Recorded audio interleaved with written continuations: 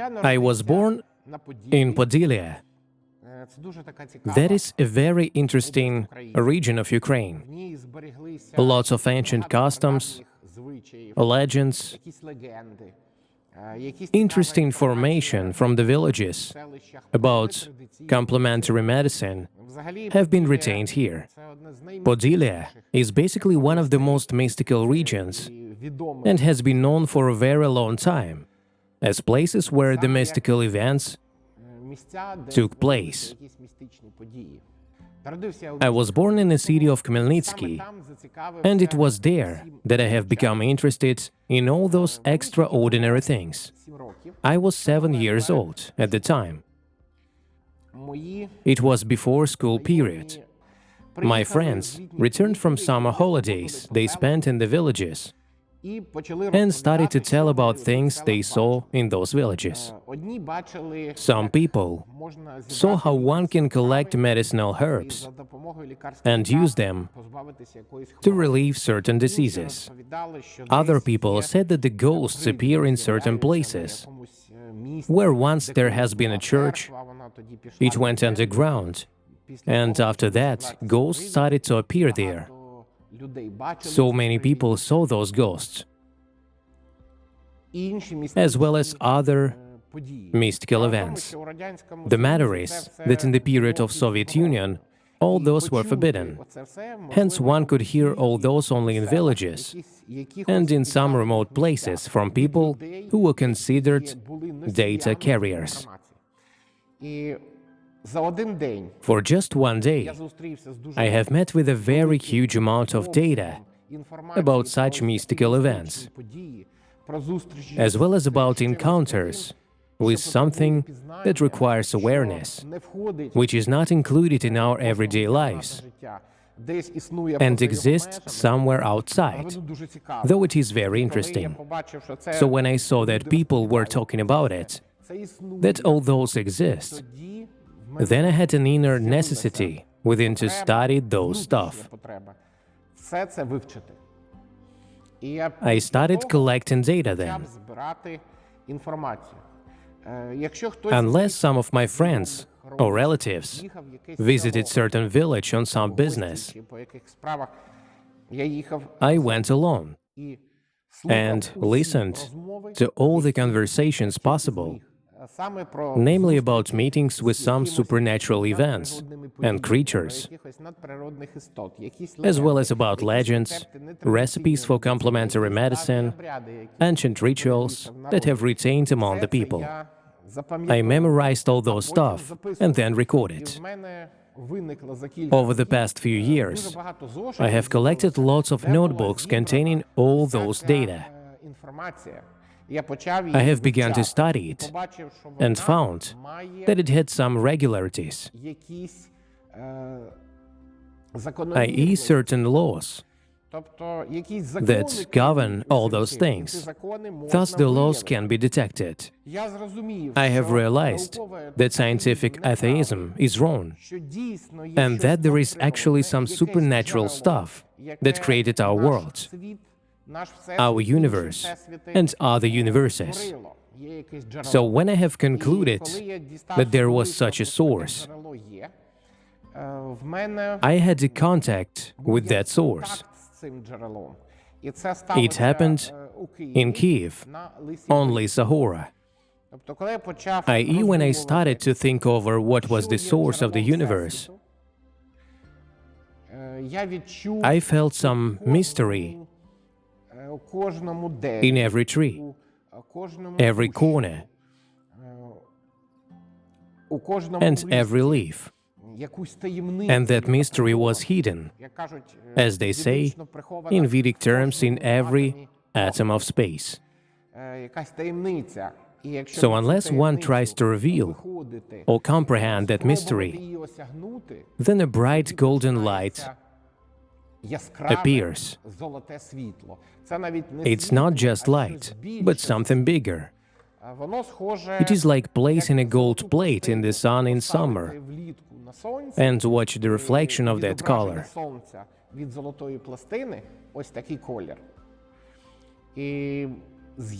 When I was studying Rig Veda, There was a golden light. So I realized that this was the original source of the Absolute, the universe, Brahma, i.e. some inner spirit within has reached the exact Vedic perception of the Absolute. I have met a man who was the son of a great bishop of the Orthodox Church. He gave me lots of books on esoteric Christianity. For almost 2 years, I have been studying this stuff called esoteric Christianity, including Kabbalistic matters. But after 2 years of study, my first teacher told me that I would not have enough time to comprehend esoteric Christianity, even though I had an access to a very huge library. I needed more than those.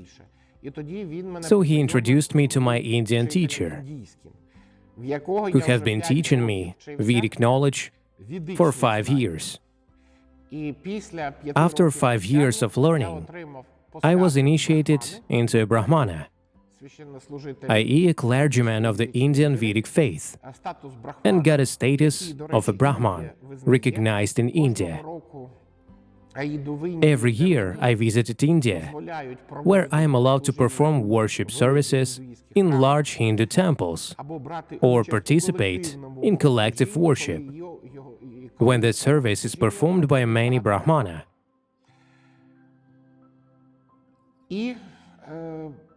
So I have initiated into stuff called Vedic magic. What does magic basically mean? We face a lot of speculation about what magic means.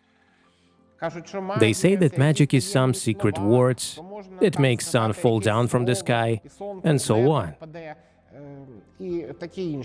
Everything that is being told now in modern society about magic is all fairy tales. It has nothing to do with real magic. So people should bear it in mind. So what does that magic actually mean? All the energy that feeds our universe comes from the Absolute and from the source of everything, namely a primordial energy that feeds the universe and all living entities. This energy has different names in Sanskrit. For example, Brahma-jyoti, Prana, Mana, and lots of names. One of which is Magga. Magga is considered an energy that comes from the Absolute, from God, from the original source of the worlds. So what should a Brahman do? He must be able to take this energy from the Absolute, namely the Magga energy, and redirect it to people through Vedic worship or Vedic ritual. What is this energy directed at? It can be directed at healing, so that a person obtained health, so that there was a good luck when driving, and so that married life was happy and conflict-free, as well as to get a large harvest, for example, of vegetables, fruits, so that trees could grow, so that there was no hurricane or some natural disasters that destroy harvest or threaten human life. i.e., it applies all areas of life that need help, getting health or having a successful trip. That is where an energy is directed at. It means that one gets energy from the Absolute and directs it to help people, which is real magic itself. It assumes that every Brahman must be a magician. Some researchers claim that Vedic civilizations, in particular Slavic ones, do not exist for a long time, i.e. they emerged yesterday and have not been completely formed. I have often heard that researchers have had such a negative attitude towards the antiquity of Vedic culture. But some of them, for instance, claim that our humanity has experienced Vedic culture for 1,000,000 years. It means that both items are considered exaggerations. We should rely on evidence. The matter is that there is very little evidence, but it is in place. Archaeologists have done a lot of work collecting archaeological evidence. Ethnographers have done much more collecting legends and stories, hence not only our Slavic ones, but also other peoples who had some business with the Slavs in the past. Nowadays, there are already lots of evidence that can show us that Slavic culture, Slavic tribes, and Slavic peoples have existed about 7,500 years ago. It was just the Trypillian culture. The Trypillian culture was coming to an end. The Slavic culture emerged, and, by the way, lots of the Trypillian culture items passed to the ancient Slavs, so we can still find Trypillian elements in our culture, as well as ancient Slavic ones. That is an entrance to the Temple of the Wizards. Those trees symbolize protective spirits, which prevent the evil ones from entering the area of the temple.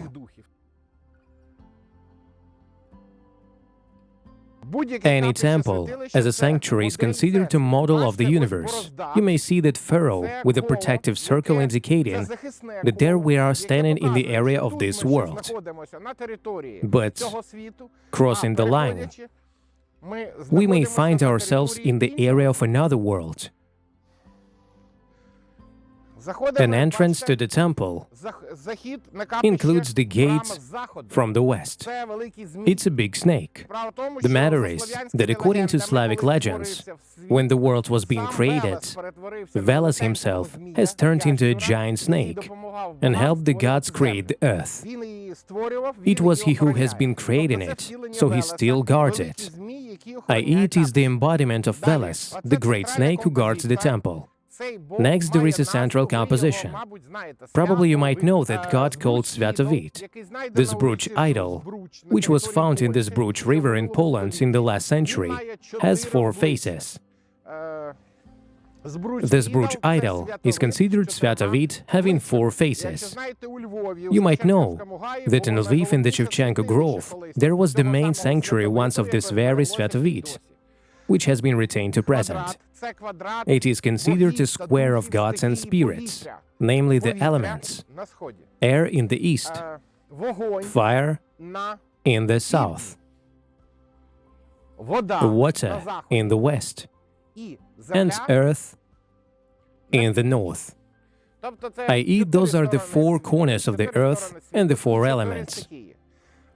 They are located at an equal distance from the center, i.e. they balance each other, where the equilibrium point falls on the statue of Sviatavit. So unless we connect all those centers of squares with lines, we may actually get a pyramid, like all ancient structures. It requires further research, since lots of temples in India are Christian ones. Unless one takes a single large dome and the 4 small ones, and then connect them with lines, they will become pyramid-shaped, just like here.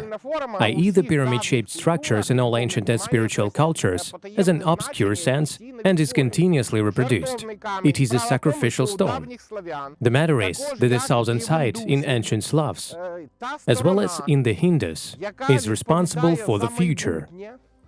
Also the corner of the world that is responsible for future of humanity.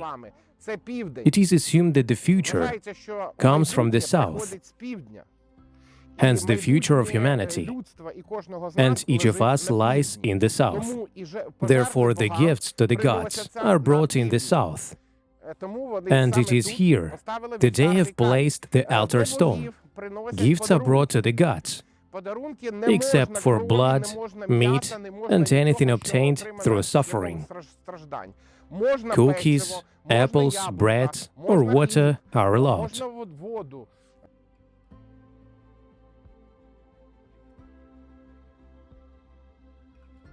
The Vedic culture of the Slavs is 7,500 years old. An Indian Vedic culture is defined by very Indian researchers as such that have been existed for 6,500 years, i.e. the emergence of Slavic Vedic culture is 7,500 years, but an inception of Indian culture makes 7,500 years.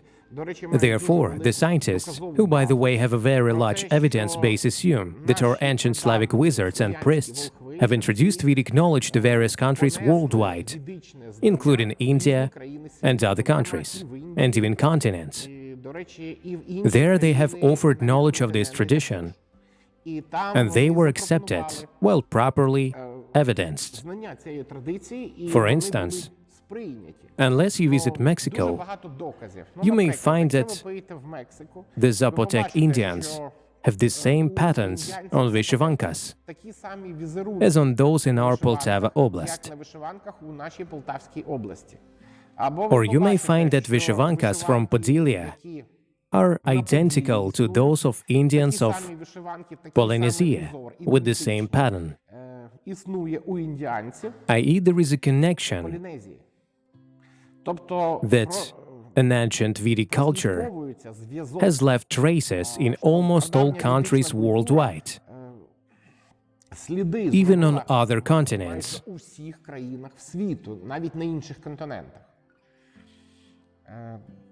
I.e. this culture has begun spreading 6,500, 7,500 years ago. They may be observed between India, the old Slavic tradition, between the traditions that have been retained among the Carpathian peoples and among the Indians of North and South America. It was truly some kind of ancient culture that has been adopted by many peoples worldwide, i.e. the Vedic culture is very ancient, and it could not just vanish.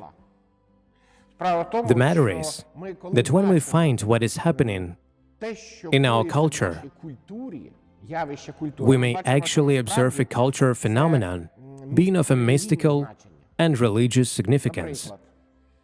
For instance, what does the Vyshyvanka mean? The same Vyshyvankas that we wear are those ones called yantra in Hinduism. What does the yantra mean? There is a mantra in Hinduism. What does the mantra mean? Unless considered by an ancient Sanskrit, it can be translated as the name of the Almighty, i.e. the Almighty has a name or many names that are repeated to cause a flow of energy from the absolute source, which is the mantra. But if one has been uttering the mantra for a very long time, then a pattern will appear before one's eyes.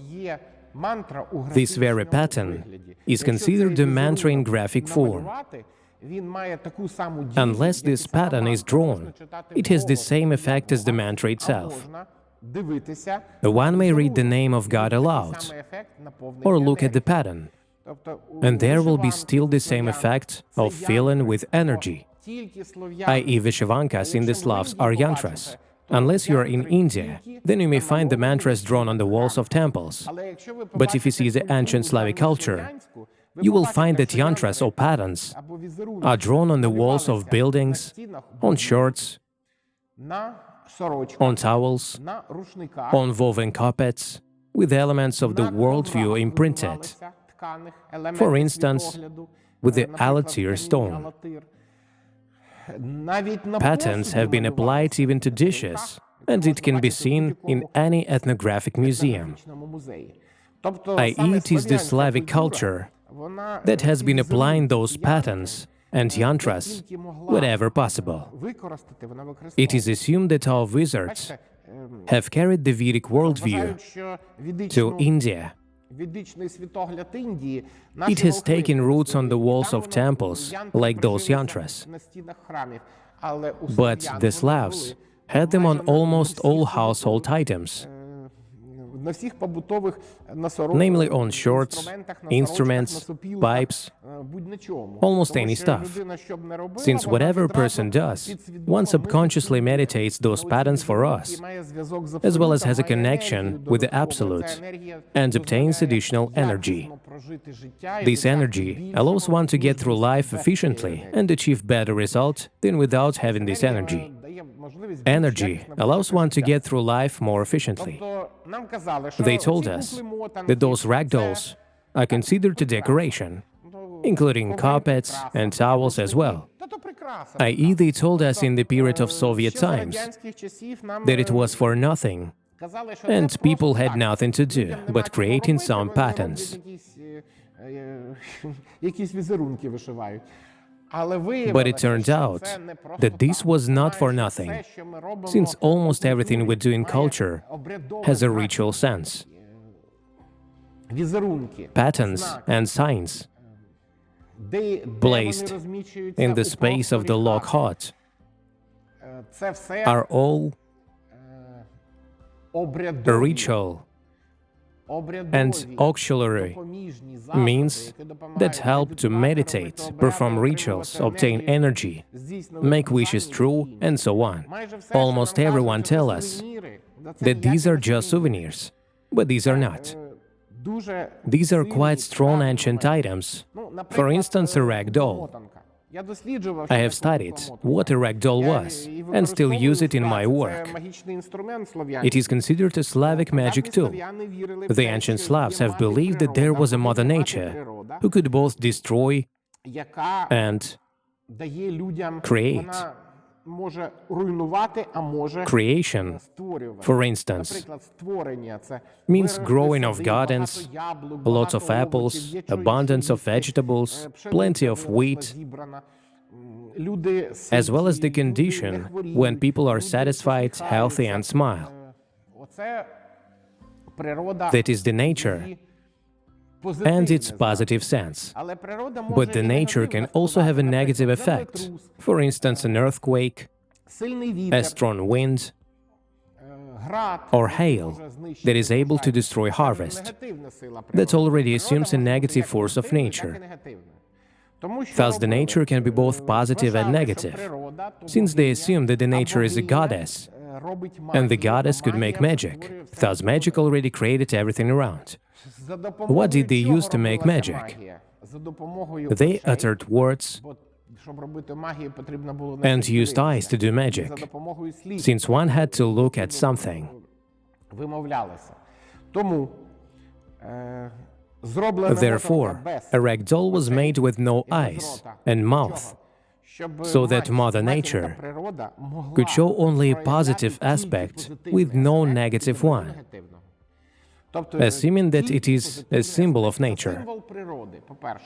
Secondly, you should know that the Arab peoples have such a concept of jinns. They are described by the Arabs in the holy books as energy entities or creatures. Thus, we also have such creatures. In Hinduism, they are called devas. The ancient Slavs considered those the spirits of the elements. By the way, the name is similar to diva, meaning the miracle, which are the spirits of Mother Nature. They belong neither to the heaven, where the gods dwell, not to the underworld. They belong to the nature exclusively. They create nature, grow forests, create reservoirs, as well as give life to the nature. This is what those spirits of the elements called devas are. So when we began studying the criteria of our Ukrainian culture, we have found that it was part of the Vedic traditions. Almost everything we use in everyday life has the Vedic origin. Almost all of those are magical tools. Almost all those stuff can be used for quite strong magic. Lots of people are interested in magic of the Indians and Mexico.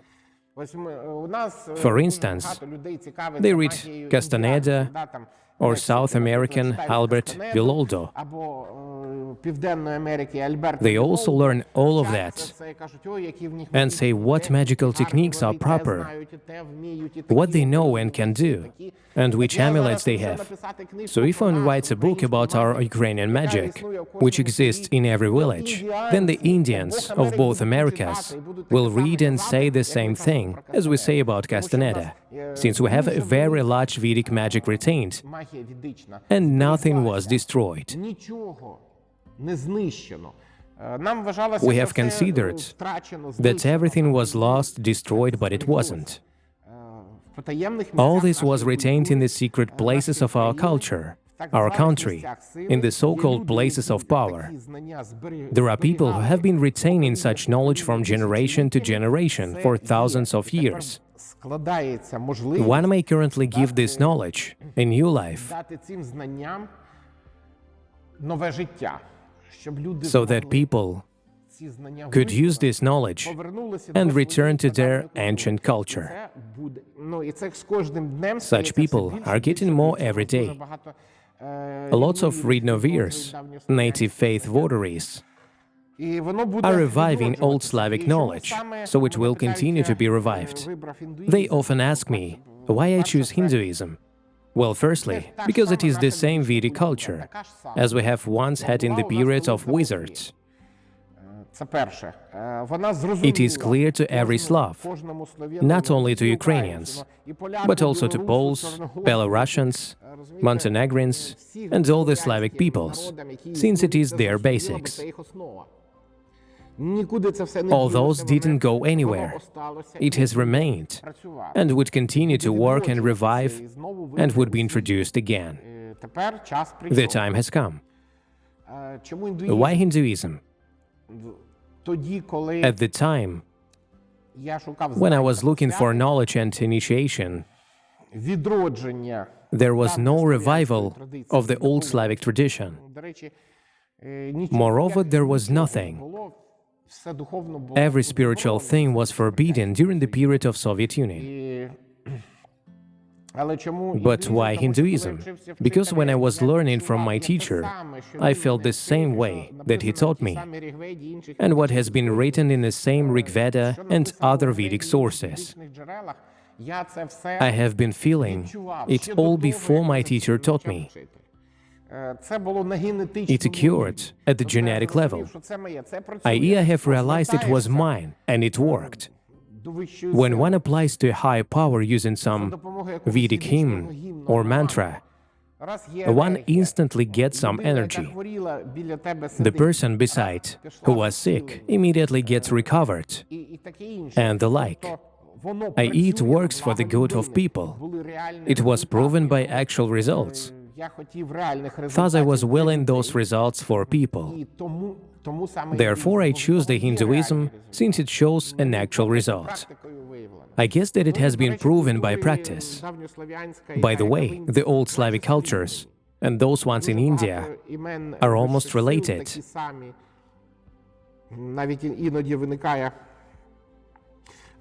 A lot of names of higher powers are the same.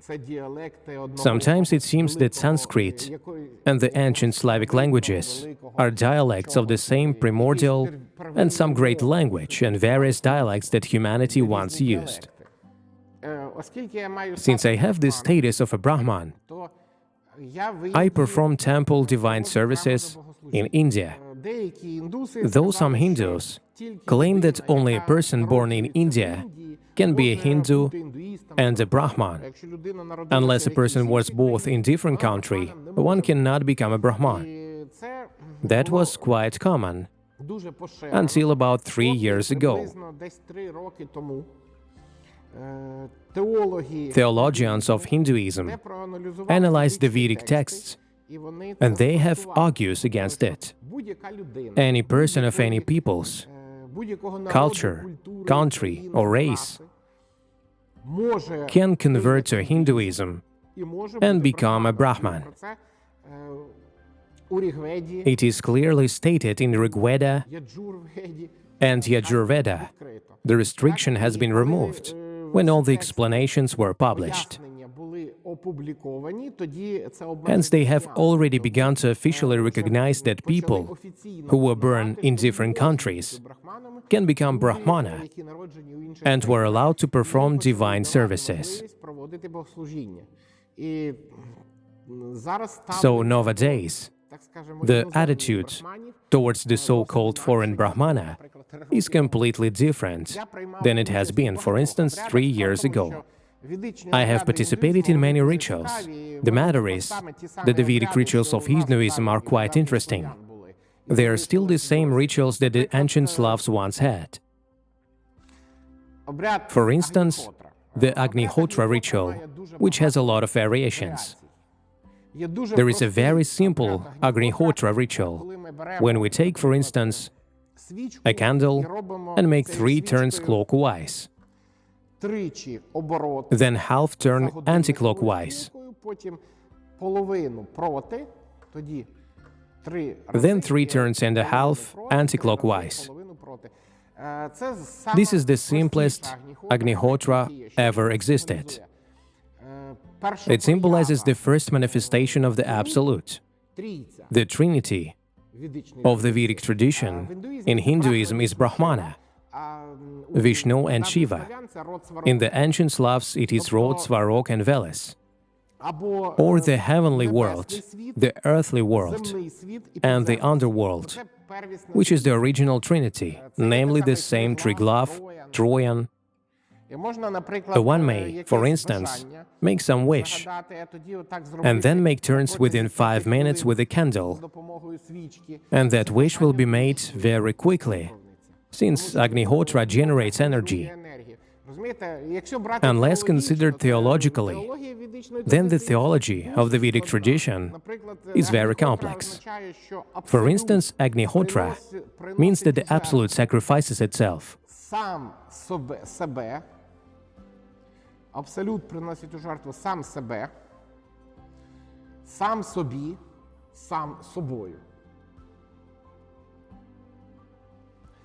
Lysa, being the most famous mount in Ukraine, is located near Vidubichi metro station. Вона має It has borders on the one hand, and it is the highway to Obuchiv. On the other hand, it is the Kharkiv highway, and on the other hand, it is Nauki Avenue. It is this place that is called Lysa. It's very ancient. The matter is that even the Cimmerians have once wrote about Lysa. You may know that there are peoples called Cimmerians. They once lived in our territory and then left for the area of current Italy. They were also considered peoples who had secret knowledge. It is them who were the alchemists. They even claimed that they could make a philosopher's stone. That's why one of the stages of making a philosopher's stone in alchemy is called Cimmerian shadows. They did some things using alchemy for the power players in Italy, rendered services for the Vatican. They say that even smelted gold, so the Vatican did not touch them and allow them to publish literature on esotericism and alchemy, whilst everyone else was forbidden to do that. During the medieval Inquisition period, the Cimmerians were allowed to print their texts. The Cimmerian texts claimed that there was a large energy snake around the earth, like the rings of Saturn, and that snake bites its own tail just above Lysa.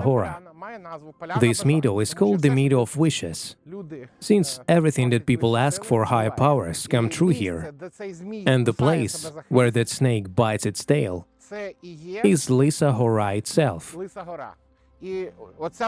At this very point, where the snake bites its tail in the sky, It is exactly these oaks that are considered projection of that point. The matter is that there have been once Slavic temples, and before the Slavs, there were temples of other peoples who lived in our area together with the Slavs. There has been already a fortress in the period of new history, which was associated with lots of mystical events. For instance, the soldiers who served in this unit of Lysogorsk fort very often saw phenomena that parapsychologists call chronomirages, i.e. the mirages appeared in which one could see certain events from ancient history, namely battles, etc. They seemed so clear and realistic that some servicemen have gone crazy, since they didn't understand how this could be. There is a lot of evidence contained in the military archives. They were published in the press. Lysogora has a significant effect on our history, since it is ancient. There are quite interesting things, for instance, related to the German secret organization called immeasurable, that once tried to develop a time machine. They made procedures on this very Lysogora during the World War II, since they believed that Lysogora was a natural time machine, probably because the chronomirages have been observed on this mount. Moreover, in the period of Soviet times, there was a concept of creating a cyber universe, namely a virtual universe that existed next to ours, and control our universe using a cyber universe. It is in the cyber universe that one could get eternal life. So to make this cyber universe, one had to build hundreds of towers. Hence those towers were called the towers of power. Computer equipment was supposed to be installed there. So the first tower of power has been actually built on the territory of Lysogora. That was the one and only tower of power. Other experiments, various scientific studies, including secret ones, have been also carried out in Soviet times on the territory of Lysogora. It is here that all mystical meetings of various sorcerers and mystics took place. Lysogora has always been at the center of some supernatural and quite interesting phenomena ever existed. But why did all those happen exactly on Lysogora? It was a ritual center, since Lysogora is considered an integral part of the Golosyevsky forest. In the last century, the Nauki Avenue has been built, which separated Lysogora from Golosyevo, while it was a single whole at the time. The legend says that on the territory of the current Golosyevsky forest, there has been once an ancient city called Suryagrat, meaning the city of the sun. There were priests who kept secret knowledge and who could do a lot of things. They even say that there are still underground voids under the Golosyevsky forest, so the archaeologists are going to excavate them sometime, assuming that those are the remains of Suryagrat. People who have not been initiated as priests could not enter the territory of the Golosyevsky forest. Many secret societies in Europe, or on the part of the religion of people who study energetically altered places, or the so-called places of power, refer the Golosyevsky forest to the category first, namely the same one that includes, for instance, the sacred Kailas Mount or the Inca city of Machu Picchu in the Andes. Therefore, the Golosyevsky forest and Lysogora, being the integral part thereof, also refer to category first places of power. This meadow is called the Meadow of Angel of Death. Why did they give it such name? Firstly, these were the hardwoods that have grown there in the last 10 years. But previously, there have been only pines grown here. Why? Pines are the very trees of God or the Angel of Death. All the Wiccans and white witches bring pumpkins and place them under those trees. It is done for the Angel of Death to pass them onto the dead. When strong thunderstorms, all the lightning strikes this very meadow, nowhere else on the mount. So one may safely walk alone anywhere on the mount during a thunderstorm. All the lightning strikes only this meadow. What is it happening here? I do not know, but all the lightning strikes exact here. So if you want to face lightning, then it is in this very meadow that you need to be during a thunderstorm. Unless one understands the power of Ihora properly, one can actually control the world. The Cimmerians were the first to claim that it was there, that was natural Abraxas snake, as it was called in Europe. They could control the events on Earth and on the entire planet, so great the power was. When the period of the Soviet Union, the leaders of the Soviet state brought their colleagues from other countries to Ihora to stay there for a while. They were making wishes there. Then things happened in the countries as they wished for. This place is called Sribna Polyana. Why does it have such a name? Because it is here that they have found a great treasure of Soviet times made of silver. Therefore, it's called Sribna Polyana. Also, when the full moon shines over the meadow, it actually starts to glow with silver. This meadow has been chosen by our spiritual school, Puratana Guhaya Magaveda, i.e. we always come here to perform rituals. There is an interesting island located in the middle of the Dnieper River, near the town of Rizhichiv. It is often called the Islands of Sorcerers. There is an ancient place where priestesses worshipped the goddess back in the days of Vedic Slavic culture. There is also an island of female energy. What does female energy or Shakti provide?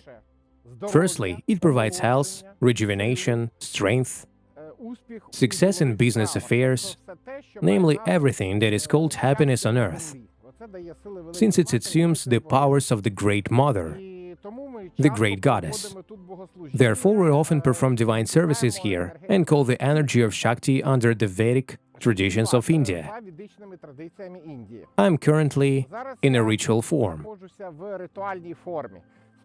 The matter is that unless Brahmana accept refusal from the world, i.e. they do not start a family, do not engage, for instance, in such business affairs, then they put on an orange mantle. Unless a person lives in society and gets through a family life, as children and a family, then one does not wear orange clothes, but white, blue or white ones. In this event, I wear the blue clothes of Brahman and the sign called Om, which is the sacred composition of the incarnation of the Absolute. It is in this form that Brahmana performed those common rituals and certain daily spiritual work. Golden or white clothes are intended for some great holidays, but for common work. Brahmana wear those blue clothes, assuming that they have not taken a vow of refusal from the world. At the time when there was a Russian Empire and the Soviet Union, this island was forgotten. But they began to recollect it somewhere around 2004. The matter is that local residents wondered why so many foreigners from the EU visit this island. Indeed, there was a large flow of tourists from the EU. What has happened then? Why do the tourists come here? The matter is that once the Polish king has forwarded his troops across the Dnieper in the area of Rzhishev, so when he was forwarding his troops from the right bank to the left one, the local residents came to him and said that there was an interesting island. Those who visit this island grow young again and live a long time. Unless one performs a certain ancient ritual in this place, then the person actually rejuvenates, and looks 5 or even 10 years younger. A person regains health and strength. A person is also recovering on this island. The Polish king visited this island and checked it himself. Then he ordered to put down the legend about this island in the Polish chronicles. Following 2000s, the EU began to digitize documents from those ancient areas and post them on the internet. Currently, any EU resident has an access to any document. When they read those Polish chronicles about how the island restores health and rejuvenates, they begin to visit the island, i.e. our people lost this knowledge, but the Europeans found it and started visiting. Thus our people started to wonder about why an entire Europe visits this island and began to study and collect local legends and documents. That moment the knowledge of this island returned. Firstly, the island located on the Dnieper, also called the Island of Sorcerers, has the shape of a dragon. When viewed from a satellite or plane, the island has the shape of a dragon spreading its wings. Secondly, indeed, the people who visit the island claim that their health becomes within normal. Sure, some people actually experience rejuvenation, but to do this, one should perform ancient rituals there. It turned out that this was a female island, and female priestesses have once worshipped and called goddesses here. It was an island of female energy. Indeed, there is so much energy coming out of the ground that people even say that it hits on their feet, just like an electric current from under the ground. It has a quite strong energy. The highest place of these islands of sorceresses is called Ihora, and one of the names of this island is Lisohorsky, since it contains Ihora within. They say that this island can rejuvenate from 2 to 20 years, according to legend. But one should meditate, perform rituals, and continuously visit the island. There are many legends proving that people actually became younger. Therefore, the foreign tourists often visit the island. That's why it is a favorite place of all people who are engaged in spiritual practices. Shamans, Ridnovirs, native faith votaries, representatives of international Wiccan trend, people who study conventional medicine, some kind of natural magic, practice it, as well as the so-called white witches continuously visit this island. You may notice that they even leave their ribbons or spirits, as well as platforms equipped for their rituals. There are lots of places where they continuously perform some rituals. They meditate upon the Absolute, ask for its feminine form, which is called Magashakti or Magapralaya, and call on the goddesses of ancient Slavic or ancient India origin. They prepare gifts for goddesses, for example, cookies or water or juice.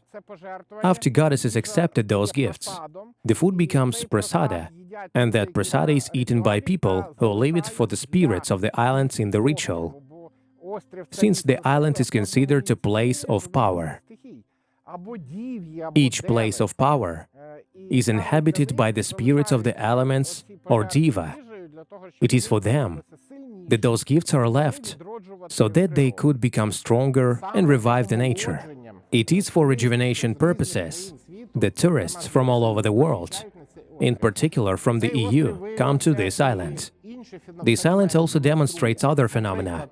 For instance, on the so-called lunar days of Hecate, i.e. on the 9th, 15th, 23rd and 29th lunar days, this island phosphorescentes, i.e. it glows like plankton in the sea. The island glows itself, or the waters of the Dnieper may glow near the island. There are lots of photos posted in the internet where local residents could have experienced that miracle. The island actually glows on those so-called lunar days of Hecate, namely on the days when the female energy of the universe is most phosphorescent. It's not always, but very often. There have been once Tripolian settlements in Rezhishev. In the period of Soviet times, Rezhishev was an unprofitable region. The slopes of the Dnieper often collapsed. There was no harvest, hail ruined the crops, continuous heat changed by a lack of rain. There have always been some issues with Rezhishev. It happened all the time. But already nowadays, since there was a Tripolian settlement there in the 90s, the mayor of the city ordered to make a large model of the Tripolian jar found in the Rezhishev during excavations and place it next to the state administration of the city of Rezhishev. After they made this giant model of the Tripolian jar, everything has changed for better. Timely rains, neither hurricanes or hail, and a very large harvest. The waters of the Dnieper River near Rezhishev have become environmentally friendly. The slopes never collapsed again. Currently, Rezhishev is considered an agricultural region with a large export of agricultural products, a quite successful region, and a resort area. Fish is bred there, gardens produce a lot of crops, tourists often come. The region has completely changed due to the fact that a large Tripolian jar is working. By the way, the Tripolian double jar is found in the Tripolian culture, but not only in the Tripolian one. It is also mentioned in the ancient Slavs and in current Ukrainian culture as well. You may find it in any ethnographic museum. They use a double jar to carry food, for instance, borscht and porridge, to the fields, so that people who harvest could have lunch.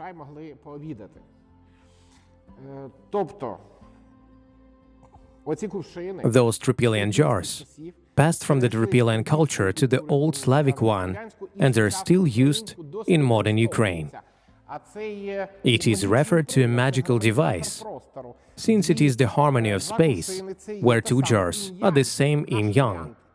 Our version of yin and yang is considered the energy of heaven and earth in harmony. Entrepreneurs also visit the island of sorceresses in Rezhishev. Hence, many of them saw that after they just visited the island and stayed there for an hour, their sales rate increased by 10 to 15% in total. Therefore, entrepreneurs often come to this island to further develop their business. People come here to recover from diseases or become younger, rejuvenate,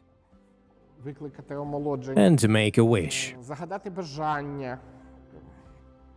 There are the same stars observed over this island at night, as in the mountains.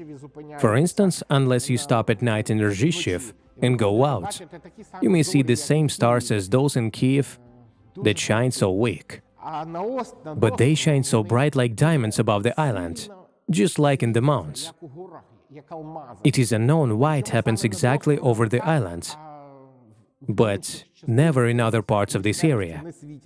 There was already an island on the Dnieper River, when there has been no Kaniv water storage yet. Kaniv water storage has been built, and it became a little further from the shore, but still retained as an island. Ом Бхух Пхувах Сва, Ом Махаджана Тана Сатьям, Ом Татсавитур Вариньям Бхарго, Ом Дивасиям Тхимахи, Ом Дхиейонах Прашодаият.